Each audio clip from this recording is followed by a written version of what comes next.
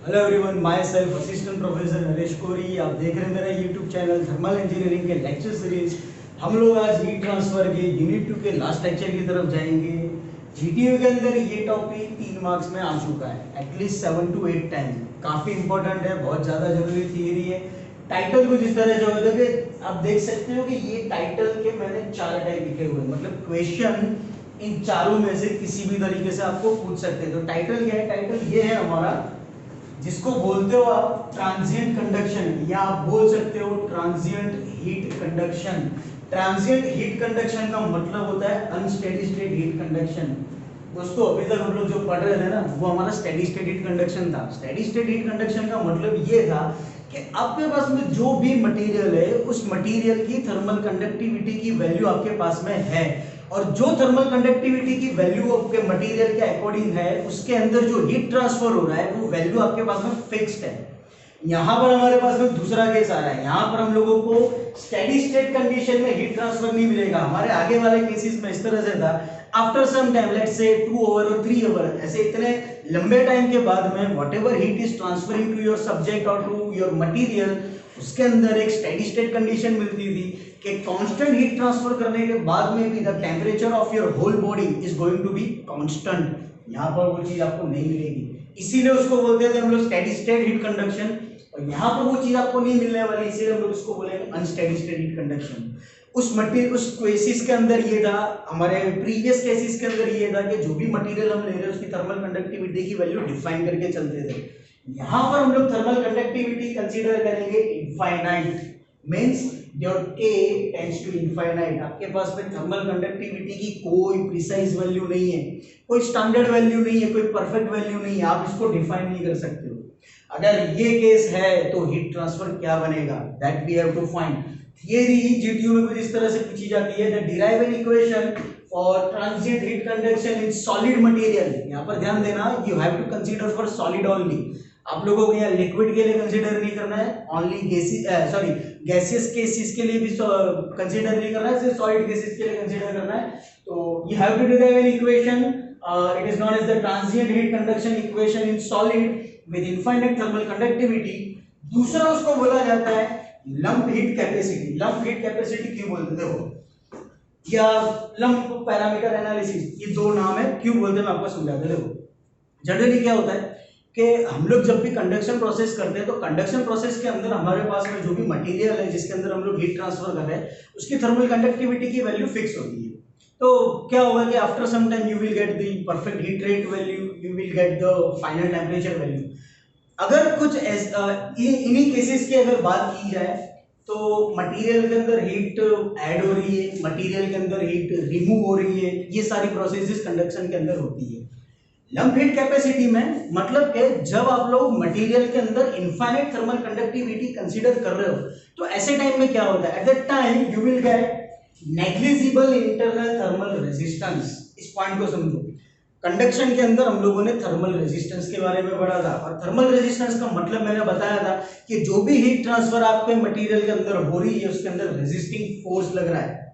ठीक है, जो रेट ऑफ हीट ट्रांसफर आप लोग एक्चुअली आपके मटेरियल को दे रहे हो, वो actual rate of heat transfer आपकी बॉडी को नहीं मिल रहा। मतलब जो main heat transfer 100% heat transfer जो होना चाहिए, तो वो 100% हीट ट्रांसफर नहीं हो रहा है, जिसको हम लोग बोलते थे थर्मल रेजिस्टेंस। क्यों? क्योंकि thermal conductivity is different for your different material. The same thing is unsteady state heat conduction के अंदर ये होगा कि आप लोगों के पास में जो थर्मल कंडक्टिविटी है, that is the infinite value. Infinite value की वजह से क्या होगा कि आपकी जो थर्मल रेजिस्टेंस की वैल्यू आपके बॉडी के अंदर होगी, दैट शुड बी नेग्लिजिबल, आप लोगों को कंसीडर नहीं करना है। अगर ये केसेस मिल रहा है, उसके अंदर हम लोग जो भी एनालिसिस करते हैं उसको बोलते हैं lump parameter analysis. Consider that हमारे पास में एक बॉडी है, आप लोग देख सकते हो फिगर के अंदर, ये हमारी बॉडी है, और इसके ऊपर हम लोगों ने कंट्रोल सरफेस एज्यूम करके रखा है। Control surface, engineering thermodynamic third semester पढ़ चुके हो। Control surface is a hypothetical boundary layer of your object. Hypothetical मतलब सिर्फ सोची हुई, प्रैक्टिकली आप लोग बता नहीं सकते हो। जैसे कि ये मार्कर पेन, इस मार्कर पेन के सराउंडिंग में जो भी एटमॉस्फेरिक एयर आ रही है इसके कांटेक्ट के साथ, you can not define the surface of it. आप इसकी सरफेस को डिफाइन नहीं कर सकते हो कि एटमॉस्फेरिक एयर जो भी इसके मार्कर के ऊपर के लेयर को टच करके जा रही है, वो आप लोग डिफाइन नहीं कर सकते हो। तो उसको बोलते हैं कंट्रोल सर्विस या कंट्रोल वॉल्यूम। तो ऐसा ही एक बॉडी हमारे पास में है, लेट्स से दैट इस बॉडी के अंदर हम लोग कुछ हीट ट्रांसफर कर रहे हैं और आउटपुट में हम लोगों को जो हीट ट्रांसफर मिल रहा है let's say that is the conversion, और बॉडी के अंदर जो हीट ट्रांसफर हो रहा है let's say that is the conduction process. तो कन्वेक्शन का formula according to Newton's law of cooling HAT - TA। Boundary conditions यहां पर कंसीडर करेंगे। टाउ इज द टाइम, क्यों? क्योंकि अनस्टेडी स्टेट कंडक्शन है, हीट कंडक्शन है, यहां पर भी टाइम फैक्टर तो हम लोगों को कंसीडर करके चलना ही है। स्टेडी स्टेट हो अनस्टेडी स्टेट हो, टाइम फैक्टर तो आप लोगों को कंडक्शन प्रोसेस में कंसीडर करना ही है। तो वही टाइम हम लोग पकड़ के चलेंगे that initial level, at the initial level let's say that the temperature is Ti and when tau is greater than 0, मतलब कि अनस्टेडी स्टेट है, मतलब आपके पास में कोई डिफाइनेट टाइम भी नहीं है, और डिफाइनेट टाइम नहीं है तो यू कैन से इट इज ग्रेटर देन 0, कोई भी वैल्यू हो सकती है। Let's say that at that time your temperature is the function of time tau, you can see T is equal to function of tau, or whatever the heat is transferring to your system, whatever the heat is transferring to your body, the body contains negligible internal thermal resistance। internal thermal resistance negligible condition में है, इसका मतलब ये हुआ कि हमारे पास में अनस्टेडी स्टेट हीट कंडक्शन मिल रहा है। तो ये अनस्टेडी स्टेट हीट कंडक्शन को समझते हैं।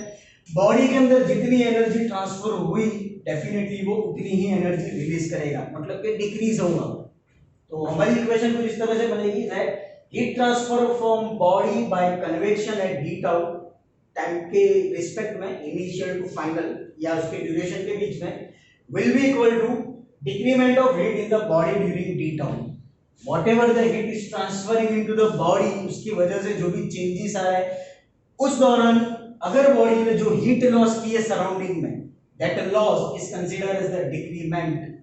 दोनों कन्वेक्शन प्रोसेस कंसीडर करके चलना है, दोनों के दोनों। तो इक्वेशन हमारे लिए कुछ ये बनेगा, हीट ट्रांसफर फ्रॉम बॉडी मतलब कि ये HAS surface area T - TA into d tau, time के रिस्पेक्ट में। जनरली हम लोग न्यूटन लॉ ऑफ कूलिंग में टाउ नहीं लेते, लेकिन यहाँ पर टाइम रिस्पेक्ट में है, हम लोगों को अनस्टेडी स्टेट कंडक्शन देखना है तो हम लोग टाइम को कंसीडर करके चलेंगे। तो HAS T - TA into d tau is equal to decrement कितना आया, minus sign indicates the decrement और the loss of energy, minus m the mass of the body, C specific heat of the body into T temperature difference। मास हम लोगों के लिए बन जाएगा रो into v, मतलब कि density into volume, you can say ये हमारा कुछ फॉर्मूला है, rho is equal to v upon m upon v। तो हम लोग मास की जगह रो भी रख सकते हैं।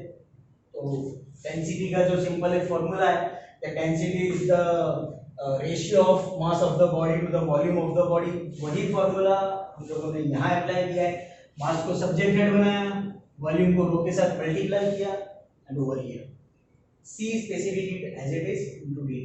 पैरामीटर समझते हैं। H convective heat transfer coefficient, ठीक है, कन्वेक्शन प्रोसेस हो रहा है इसीलिए। AS Newton's law of cooling के हिसाब से AS will be your surface area. T हमारे लिए हो जाएगा temperature of the body. TA will be your ambient temperature. मैंने एम्बिएंट टेम्परेचर का मतलब समझाया था, एम्बिएंट का मतलब होता है एटमॉस्फेयर, क्योंकि हमारी बॉडी एटमॉस्फेयर के कांटेक्ट में है, तो एटमॉस्फेयर की वजह से जो भी कन्वेक्शन प्रोसेस हो रहा है वो टेम्परेचर मतलब कि TA टेम्परेचर। फिर d टाउ मतलब time, change in time initial to final तक। Rho will be your density of the solid material or the solid body. V will be your volume of the body. C is the specific heat. Rho VC. C is the specific heat. Specific heat का meaning ना पता हो तो मैं समझाऊँ तो specific heat का meaning क्या होता है? To increase the 1 degree Celsius temperature of your water, the amount of heat energy is required is known as the specific heat. पानी का टेम्परेचर 1 डिग्री सेल्सियस बढ़ाने के लिए जो एनर्जी हमको देनी पड़ रही है, या पानी का टेम्परेचर 1 डिग्री सेल्सियस घटाने के लिए, कम करने के लिए जो एनर्जी उसमें से एब्जॉर्ब करनी पड़ रही है, that amount of heat energy is known as the specific heat. तो वो स्पेसिफिक हीट हम लोग यहाँ पर हमारी सॉलिड बॉडी के लिए कंसीडर करेंगे कि सॉलिड बॉडी में 1 डिग्री सेल्सियस टेम्परेचर बढ़ाने के लिए कितनी हीट एनर्जी ट्रांसफर की। ये सारे पैरामीटर्स थे, टर्म्स को अरेंज करते हैं। ये जो T माइनस टी है इसको dt के डिनोमिनेटर में ले जाओगे और माइनस रो वी सी इसको इक्वल टू के यहाँ पर लिया, मतलब टर्म्स कुल हमारा इस तरह से बनेगा। दोनों को इंटीग्रल कर दो, इंटीग्रल करो, दोनों टर्म्स को अरेंज करो। Integration dt by T minus T A over here is equal to, ये माइनस साइन यहाँ पर आ रही है मतलब minus H A S divided by rho V C, ये तो पूरा कांस्टेंट है, minus H A S into divided by rho V C पूरा कांस्टेंट है, बाहर निकाल दो, इनटू इंटीग्रेशन में डी टाउ, एक टाइम आपका वेरी हो रहा है तो टाइम के रिस्पेक्ट में आपको फाइंड आउट कर रहा हूं, तो टाइम के लिए हमारा इंटीग्रेशन आएगा इंटीग्रल डी टाउ। इंटीग्रेशन करो, dt है, t ये तो आपका कांस्टेंट है उसको कंसीडर नहीं करेंगे, मतलब ये 1/t - t ये पूरा टर्म बना। इंटीग्रेशन करोगे तो आपको मिलेगा natural logarithm ln t - t is equal to -has upon rho vc into 1 into d tau will be like this। तो 1 into d tau का इंटीग्रेशन होता है टाउ, इंटीग्रेशन का रूल एक कांस्टेंट आएगा प्लस c1। कोई भी इक्वेशन कांस्टेंट के साथ में तो फाइंड आउट नहीं कर सकते, you must have the value of a constant, तो कांस्टेंट की वैल्यू फाइंड आउट करेंगे। हम लोग रखेंगे हमारी initial boundary condition. Initial boundary condition ये है that tau is equal to 0 at that time the initial temperature will consider as the Ti, तो वो वैल्यू हम लोग हमारी इस इक्वेशन में रखेंगे। when your tau is equal to 0 at that time your natural logarithm will be Ti minus T। Multiplication में 0 है मतलब ये पूरा स्टेप 0 हो जाएगा, बचा क्या C1 is equal to ln Ti minus Ta, मतलब कांस्टेंट की वैल्यू मिल गई। ये जो कांस्टेंट की वैल्यू हम लोगों को मिल रही है वो वैल्यू हम यहाँ पर रखेंगे, जो कांस्टेंट की वैल्यू मिली वो हम लोग हमारी इस इक्वेशन के अंदर रखेंगे। इक्वेशन के अंदर वैल्यू रखते हैं ln t minus Ta is equal to minus HAS upon rho VC into tau plus ln Ta minus Ta।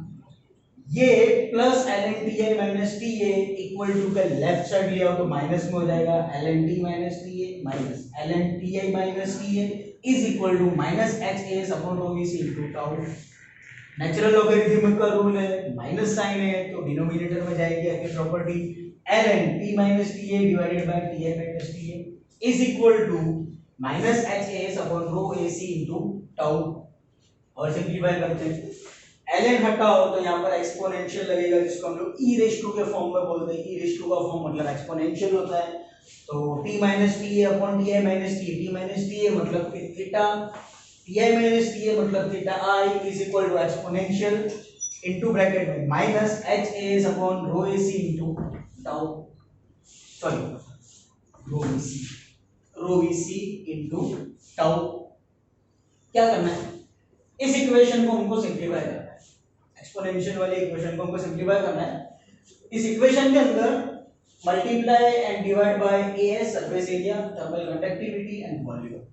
जब इसके साथ में मल्टीप्लाई और डिवाइड करेंगे तो टर्म्स थोड़ा बहुत अरेंजमेंट करना है। वो अरेंजमेंट क्या होगी, वो अरेंजमेंट कुछ इस तरह से होगी दैट v से मल्टीप्लाई किया है और v से डिवाइड किया है, मतलब यहाँ पर v और v आएगा, मतलब ये v स्क्वायर हो जाएगा, तो hv अपॉन KAS, इससे भी मल्टीप्लाई किया है और डिवाइड किया है तो डिनोमिनेटर में KS भी आएगा, तो हमारे पास यहाँ पर टर्म बनेगी HV upon KS into AS into K से मल्टीप्लाई किया है, AS तो ऑलरेडी है, K और आपने मल्टीप्लाई किया मतलब A square into K divided by V से आपने डिवाइड किया था मतलब V स्क्वायर हो जाएगा, तो रो V square into C into tau तो है।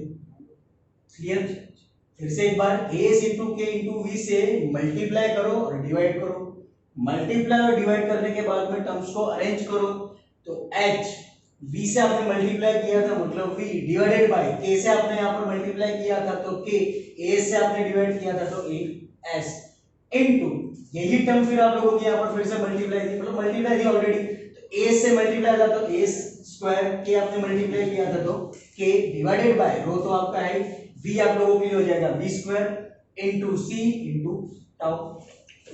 टर्म्स को समझते हैं, v upon as volume divided by surface area, इन दोनों का ratio it is known as the characteristic length. इसको बोलते हैं characteristic length. It is defined as the ratio of volume of the body to the surface area of the body. इसको characteristic length it is denoted by capital L suffix में C, इस तरह से ये denote किया जाता है। तो v अपॉन ए की जगह आप LC रख सकते हो, तो हमारे पास में टर्म बनेगा HLC divided by K into tau as it is.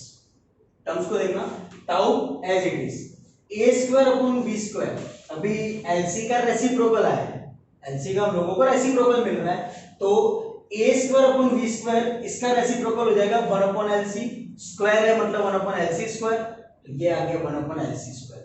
बचा क्या आपके पास में, हम लोगों के पास में बच रहा है रो सी और k by rho c, that k by rho c is known as the alpha, जिसको बोलते हैं टेक्निकली थर्मल डिफ्यूजिविटी। ये हो जाएगी thermal diffusivity and it is denoted by alpha. Alpha is equal to k upon rho c, alpha is equal to k upon rho c. तो ये value हम लोग रखेंगे हमारे इक्वेशन के अंदर, that HAS upon rho BC into tau, यहां पर ये दोनों वैल्यू रखेंगे। T minus TA divided by TI minus TA is equal to exponential minus HLC upon K into alpha tau upon LC square, alpha tau upon LC square. HLC by K मतलब होता है Biot number, and Biot number is the dimensionless number. अभी dimensionless number मतलब क्या, dimension का मतलब होता है यूनिट और डायमेंशनलेस का मतलब हुआ यूनिटलेस। ऐसी प्रॉपर्टी, ऐसी वैल्यू के जिसकी आप लोगों के पास में कोई यूनिट नहीं है। Just like length you have the unit metre, just like mass you have the unit kilogram, just like let's say time you have the unit second.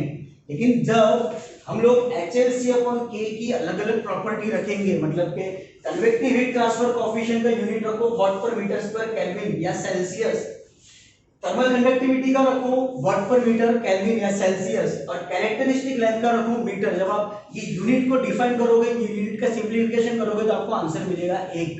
इसका मतलब ये हुआ कि जो प्रॉपर्टी आपके पास में आ रही है that property don't have your dimension, मतलब कि कोई यूनिट नहीं है, और ऐसे नंबर को बोलते हैं डायमेंशनलेस नंबर। तो HLC बाय K आपका पहला डायमेंशनलेस नंबर है, that is known as the Biot number, और दूसरा डायमेंशनलेस नंबर है हमारे पास में alpha tau divided by LC square, जिसको बोलते हैं हम लोग फूरियर नंबर।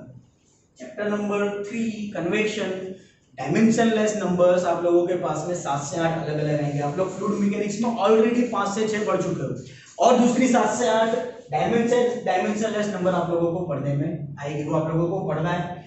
तो हमारे पास इक्वेशन बना T minus TA divided by TI minus TA is equal to exponential HLC by K, मतलब हो गया तुम्हारा Biot number, sorry minus sign आएगा, माइनस है इसीलिए, into alpha tau upon LC square, that is known as the Fourier number, मतलब कि FO, that is the symbol for the Fourier number. Exponential हटाओ तो आप लोग e रेज़ टू के फॉर्म में लिख सकते हो, that e raise to minus Biot number into Fourier number. Equation बना T minus TA upon TI minus TA is equal to theta by theta I is equal to e raised to minus Biot number into Fourier number. पांचवा तरीका question पूछने का, 4 तरीके तो यहाँ पर दिए हुए हैं। पांचवा तरीका क्वेश्चन आप लोगों को इस तरह से पूछ सकते हैं, derive an equation for theta is equal to theta I into e raised to minus Biot number into Fourier number. कुछ डिफाइन नहीं होगा, आप लोगों को बिल्कुल भी लिख के नहीं दिया होगा कि ये लंप हीट कैपेसिटी है, आपको बिल्कुल भी मेंशन नहीं किया होगा कि यहाँ पर आप लोगों की थर्मल कंडक्टिविटी इनफाइनाइट है। आप लोगों को इस इक्वेशन पर से पता चलना चाहिए कि क्वेश्चन कौन सा पूछा है। ये पांचवा तरीका क्वेश्चन पूछने का। सवाल इंपॉर्टेंट है, इसके बेस पर कोई एग्जांपल आता नहीं है, थियरी ही आती है। थियरी इंपॉर्टेंट है, 3 मार्क्स की है। नसीब अच्छे है तुम्हारे तो 4 मार्क्स में आएगी, और भी अच्छे नसीब है तो 7 मार्क्स में आएगी। थियरी करना है, थियरी छोड़ना नहीं है। Conduction unsteady state heat conduction में यही थियरी पूछी जाती है, इस थियरी को करना छोड़ना मत। अगर कोई भी क्वेश्चन हो तो आप लोग मुझसे पूछ सकते हो। आई होप समझ में आया होगा। Thank you so much.